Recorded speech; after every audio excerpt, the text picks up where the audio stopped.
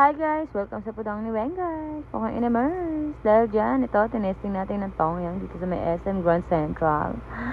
Only buffet sa shabu-shabu, tsaka mga samgyup na rin siya. Ayan. Tinesting lang namin dahil may nanlibre sa amin yan. Thank you po sa blessing na ito. Ayan. Ang dami na rin pagpipilian dyan sa kanila guys. Sulit na rin worth it na rin yung price niya guys. Dahil weekend kami nagpunta dito. Ayan. Marami na mga pagpipilian ng mga noodles. Ayan.